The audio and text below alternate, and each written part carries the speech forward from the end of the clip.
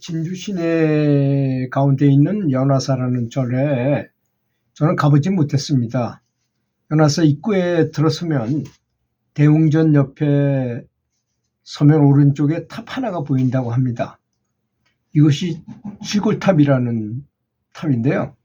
90여 년 전에 연화사에 적을 두었던 한 보살님을 화장했는데 화장 후에 뼈가 마치 인위적으로 모아서 세운 것처럼 탑같이 보여가지고 이 탑을 세우고 기르고 있다고 합니다. 탑에는 청신녀 오정토화 사리부도, 청신녀 오정토화 사리부도라고 새겨져 있다고 합니다. 90년 된 것으로 추정되고 있으며 세월의 흔적 때문에 다소 검게 보이는 것이 특징이라고 합니다. 이 보살의 주인공 오정토화 보살님은 94세의 나이로 돌아가신 노보살이었다고 합니다. 이 보살 역시 절에서 법당 청소나 빨래, 허드렛 일들, 굳은 일을 도맡아 왔다는 것입니다. 언제나 말없이 봉사하면서 속으로는 끊임없이 염불 했는데 여간 정성을 들인 게 아니었다고 합니다. 하지만 보살은 부엌에 부직갱이도 일어나 거둔다는, 참 바쁘다는 얘기지, 부직갱이도 일어나서 거둔다는 말이 모내기철에 세상을 떠나셨다고 합니다. 특히 그에는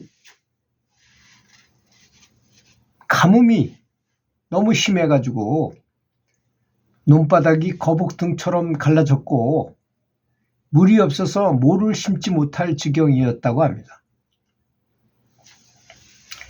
발인식 날 평소에 친하게 지내던 도반이 보살의 관을 보고 말했습니다. 오늘이 우리의 마지막이다. 지금 농부들뿐만 아니라 모든 사람들이 물이 없어서 갈증을 느끼고 있다. 친구야, 부처님에 대한 친구의 정성스럽고 간절했던 평소의 생각으로 세상에 남아있는 사람들에게 이롭도록 비를 좀 내려달라고 간청했어요. 그러면 우리가 이 상렬을 지고 진주 시내를 한 바퀴 돌겠다는 약속까지 했다고 합니다. 그런데 발인 후에 운구를 하러 갈 때 기이한 일이 벌어졌어요. 갑자기 하늘에 구름이 몰려들고 순식간에 진주 시내를 감싸두니까 소나기가 그냥 억수같이 내리더라는 것입니다. 사람들은 너무나 기쁘잖아요. 모두 못 신고 뼈가 쫙쫙 갈라졌는데 소나기가 오니까 얼마나 기쁘겠습니까? 그래서 상렬을 메고서 진짜 진주 시내 한 바퀴를 돌았다고 합니다. 그리고 연화사에 한참 걸릴 거 아닌가, 진주 시내를 한 번 돌았으니까. 도착했을 때도 여전히 비가 그치지 않고 계속 됐다는 것입니다. 장례를 치르기 위해서 다비를 드리고 다음날 뼈를 수습하라고 다비장에 갔더니 뼈들이 탑처럼 이렇게 쌓여 있더라는 것입니다. 신도들은 이를 아주 신기하게 여겨서 사리와 함께 연화사 경내에 탑을 세워서 노보살의 덕을 기리고 있는 중이라는 것입니다.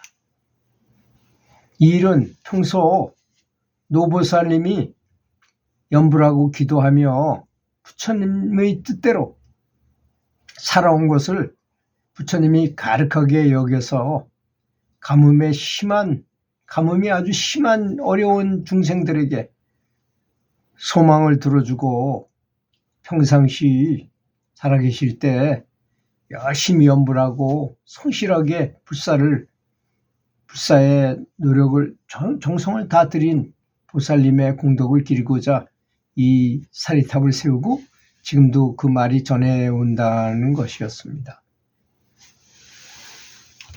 또 우리가 너무나 많이 활용하는 이야기 중에서 그 배나무에 있던 뱀이 쉬고 있는데 배나무가 날자마자 까마귀가 날자마자 익은 배가 떨어져 가지고 공교롭게 뱀의 머리에 떨어져서 뱀이 죽었다는 그 사실 잘 아시잖아요, 우리가.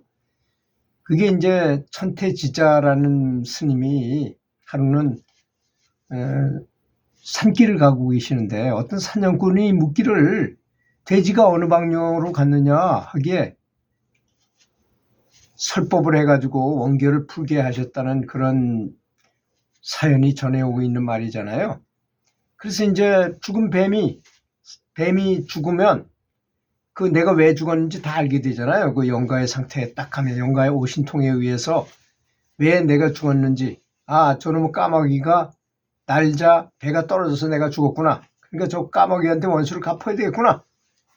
이렇게 죽은 뱀의 영혼이 생각하였다는 것입니다. 내가 이번에는 내가 원수를 갚아야겠다는 원한이 맺히게 되었는데, 그래서 산돼지로 태어났어요. 먹이를 찾느라고 땅을 뒤지다가 이번에는 돌이 굴러서 숲에 있는 알을 품고 있던 꿩이 맞아가지고 죽어버렸어요. 꿩의 전생은 까마귀였는데, 그러니까 까마귀한테 갚을 거를 이제 다시 그 까마귀가 죽어서 다시 또 꿩이 됐으니까 그 꿩한테 원수를 갚은 거죠. 죽은 꿩이 영원히 생각하기를 저놈의 산돼지 때문에 내가 죽었으니까 또 원수를 갚아야겠다는 원한이 맺혀서 사람으로 태어나서 사냥꾼이 되어서 돼지를 사냥하라고 쫓아가는 중인데 마침 만난 분이 도를 깨달으신 천태지자 선사였다는 것입니다. 그 천태선사께서 전생에 인과를 자세히 설명했어요. 자네가 그렇게 지금 원수를 갚으러 가는 것이 다 이러이러한 일이기 때문에 이렇게 됐는데 그래도 원수를 갚겠는가, 이런 얘기를 이제 자세히 해드렸어요.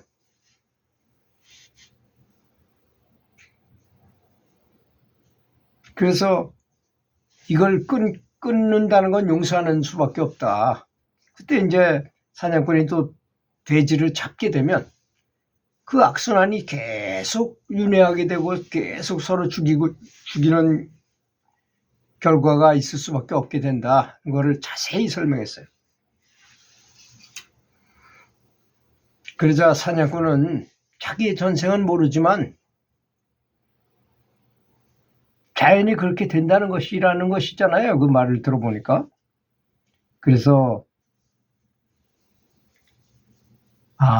용서하는 것만이 내가 죽여야 되는 입장인데 죽이지 않고 내가 당해도 원한을 갚으려고 마음을 안 먹고 용서하는 것밖에 방법이 없구나, 이렇게 생각을 해서 그 원결을 다 푸게, 그리고 오히려 연부를 시킨 거죠.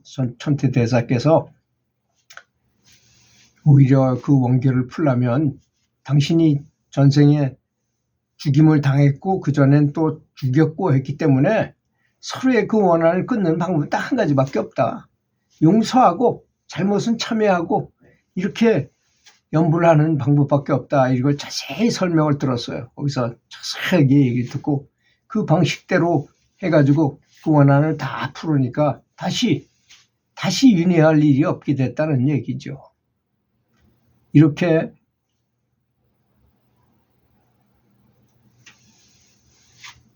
전생에 업보라는 것, 우리가 이제 무슨 일을 당하게 되면 거의 다 지금 현재의 상황만 판단해가지고 우리 원망하고 왜 이렇게 됐는지, 죄도 없는데 남의 보증을 서줬더니 내 재산을 다 뺏겨가지고 거리방에 나서게 됐다 하는 걸 가만히 분석을 해보면 만약에 전생까지 다 아는 사람이었다고 한다면 그것이 다 원인에 의한 결과인 것입니다.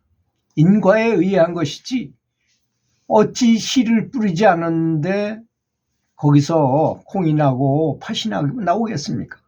콩 심은 데 콩이 날 것이고 팥 심은 데 팥이 날 것이 아니겠습니까? 뿌린 대로 거두리라. 그것이 바로 인과의 법칙이라는 것입니다. 그러니 세상 살면서 억울한 일을 당하고 분통한 일이 생기더라도 그것이 바로 전생에 내 업보였구나. 그것이 업보가 아닌 건 하나도 없다는 걸 알아야 됩니다. 그렇게 생각하면 마음도 편하고 또 그래서 그 사람한테 용서를 빌고 참회를 하고 더 오히려 잘해주려고 노력하면 원수를 친구로 만든다면 원한은 다 없어지리라고 믿습니다. 들어주셔서 감사합니다.